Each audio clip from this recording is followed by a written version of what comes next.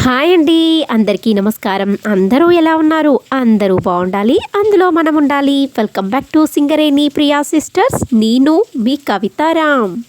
మంచిర్యాల జిల్లా నస్పూర్ కాలనీలోని లక్ష్మీ గణపతి దేవాలయం అండి ఇది. ఆ విశేషాలు మీకోసం. ఈ ఆలయానికి వచ్చిన వారు మరొకసారి తప్పకుండా వస్తారు, ఎందుకంటే ఆ కోరిక నెరవేరిన మొక్కు తీర్చుకోవడానికి. మరి సంకట చతుర్థి అంటే ఏమిటి, పూజా విధానం ఎలా ఉంటుంది తెలుసుకోవాలంటే ఈ వీడియోని ఎక్కడా స్కిప్ చేయకుండా చూసేయండి. మరి సుముఖ శైచకదంతశ్చ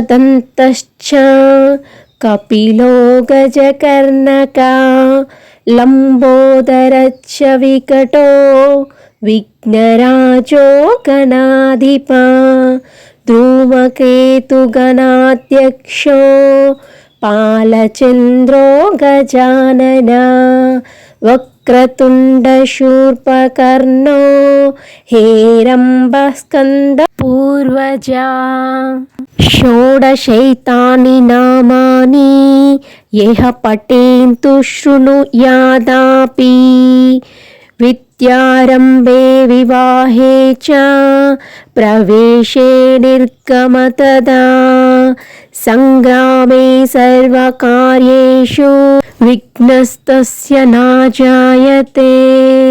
అంటే మనుషుల కష్టాల నుండి గట్టెంకిచ్చేది సంకటహర చతుర్థి వ్రతం. విఘ్నాలను తొలగించే గణపతికి అత్యంత ప్రీతిపాత్రమైన తిథులలో ప్రధానమైనది చవితి తిథి. అయితే ఈ చవితి లేదా చతుర్థి పూజను రెండు రకాలుగా ఆచరిస్తారు. మొదటిది వరద చతుర్థి, రెండవది సంకటహర చతుర్థి. అమావాస్య తర్వాత వచ్చే చతుర్థి రోజున చేసే వ్రతంను వరద చతుర్థి అని, పౌర్ణమి తర్వాత వచ్చే చతుర్థి రోజును చేసే వ్రతంను సంకటహర చతుర్థి లేదా సంకటహర చతుర్థి వ్రతం అంటారు. ఇందులో వరద చతుర్థిని వినాయకన వ్రతంగా, వినాయక చవితి రోజున ఆచరించెదరు. సంకటములను తొలగించే సంకటహర చతుర్థి వ్రతమును మాత్రం ఆలంపనగా ఆచరిస్తూనే ఉంటారు. సంకటహర చతుర్థి రోజు వ్రతం చేయడం వల్ల గణేశుడి ఆశీస్సులు లభిస్తాయని, పుణ్యఫలం దక్కుతుందని అంటారు. సంకటహర చతుర్థి రోజున వినాయకుడిని పూజించడం వల్ల సకల కోరికలు నెరవేరుతాయని మీలో అందరికీ తెలుసు అనుకుంటాను. పౌర్ణమి తర్వాత ఈ సంకటహర చతుర్థి వస్తుంది. గణపతికి అత్యంత ప్రీతికరమైన తిథుల్లో ప్రధానమైన చవితి తిథి ఇది. సంకటహర చతుర్థి పూజా విధానం నాకు తెలిసిన కొన్ని విషయాలు మీకోసం షేర్ చేస్తున్నాను.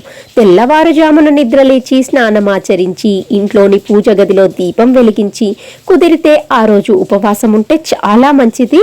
గంగాజలంతో వినాయకుడికి ప్రతిమకు అభిషేకం చేయాలి, పూలు సమర్పించాలి. అలాగే గణేశుడికి గడ్డి సమర్పించాలి. దుర్వా గడ్డి అని దొరుకుతుంది, దాన్ని మాత్రమే సమర్పించాలి.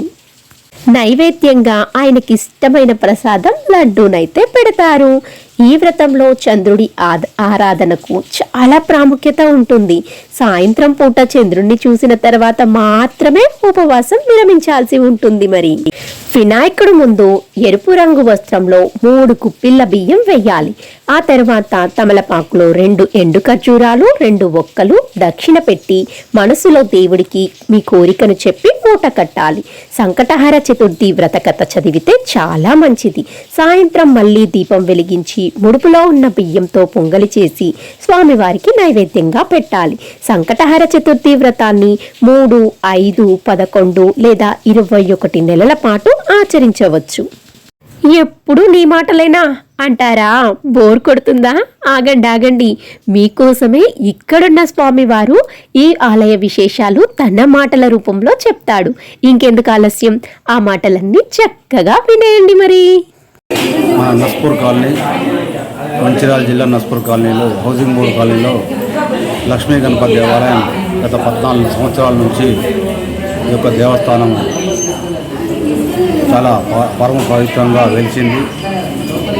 అంతకుముందు ఇదే ప్రాంతంలో 9 సంవత్సరాలు గణపతి నవరాత్రులు చేసి, గణపతి నవరాత్రుల 9 సంవత్సరాల తర్వాత ఇదే ప్రదేశంలో దేవాలయాన్ని నిర్మించడం జరిగింది.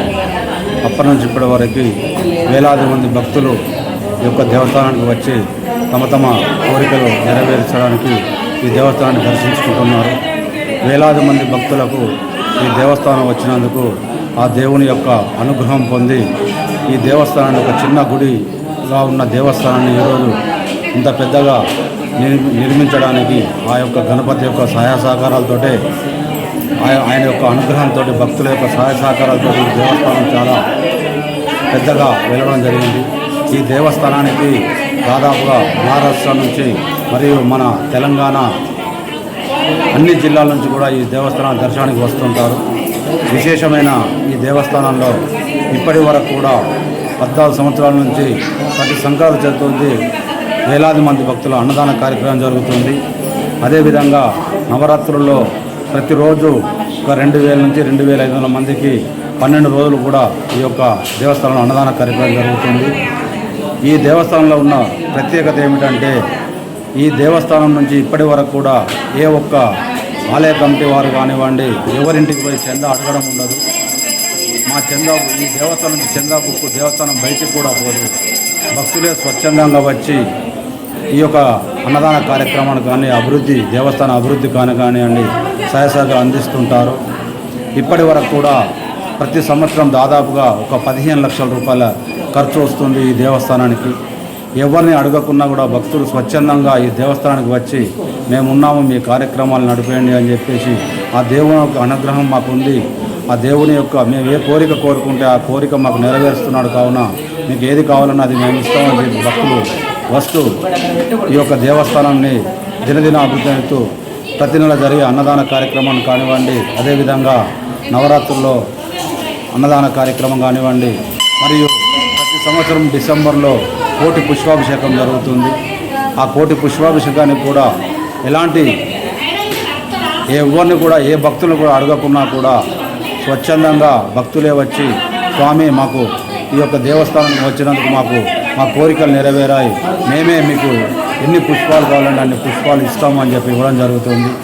ఇది ఒక పవిత్ర దేవాలయంగా వెళ్ళడం నిజంగా ఈ మంచిర్యాల జిల్లా నస్పూర్ వాసులందరికీ కూడా అదృష్టంగా భావిస్తూ ఈ దేవస్థానంలో వేలాది మంది భక్తులకు పిల్లలు లేని వారికి ఈ దేవస్థానాన్ని మొక్కుంటే పిల్లలారని ఒక నమ్మకము.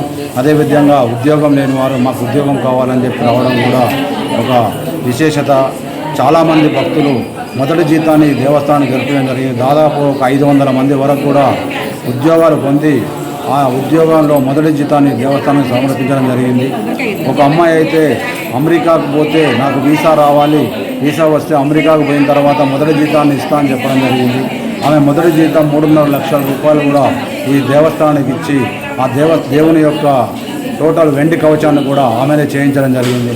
ఇట్లా చాలామంది భక్తులు తమ మొదటి జీతాన్ని ఇవ్వడము, అదేవిధంగా పిల్లలు కానివారు పిల్లలైనందుకు వారు మా తోచిన సహాయ సహకారం అందిస్తేనే ఒక చిన్న దేవస్థానం మీద ఇంత పెద్ద పవిత్ర క్షేత్రంగా మారడానికి ఆ భగవంతుని యొక్క ఆశీర్వాదం భక్తుల మీద ఉన్నది. కాబట్టే ఈరోజు ఈ దేవస్థానం ఎంతో విశేషంగా పవిత్రంగా వెలుస్తున్నది. అన్ని జిల్లాల నుంచి కూడా ఈ దేవస్థానానికి సంఘాల చతుర్థి ఉదయం నుంచి సాయంత్రం వరకు దాదాపు ఒక 5-6 వేల మంది దేవస్థానానికి రావడం జరుగుతుంది. కాబట్టి ఇంకా ఎవరైనా భక్తులు ఈ దేవస్థానానికి రావాలనుకుంటే మాకు యూట్యూబ్లో మీరు ఈ యొక్క దేవస్థానం యొక్క అడ్రస్ ఉంటుంది. మీరు తప్పకుండా వచ్చి మీ కోరిన కోరికలు నెరవేర్చడానికి రావాలని తెలియజేసి ఆలయ కమిటీ తెలియజేస్తున్నాం. ప్రత్యేకత ఏమిటంటే గత 12 సంవత్సరాల నుంచి ఏదైతే చిలుకూరు బాలాజీలో 108 ప్రదక్షిణాలు ఎలాగైతే చేస్తారో మన లక్ష్మీ గణపతి దేవాలయంలో కూడా 108 ప్రదక్షిణాలు చేసి తమ మొక్కులను దేవునికి అర్పిస్తుంటారు. 108 ప్రదక్షిణాలు చేసిన వారికి అదేవిధంగా ఈ దేవస్థానం వచ్చినందరూ కూడా తప్పకుండా ఆ దేవుని యొక్క అనుగ్రహం ఉంటుంది. కాబట్టి ఎవరైనా తమ కోరిక నెరవేర్చుకోవాలనుకుంటే ఈ దేవస్థానానికి వచ్చి 108 ప్రదక్షిణలు చేసి తమ కోరికను ఆ యొక్క గణపతిని వేడుకుంటే తప్పకుండా నెరవేరుస్తారని చెప్పి ఆలయ కమిటీ తరఫున మీ అందరికీ తెలియజేయచ్చు.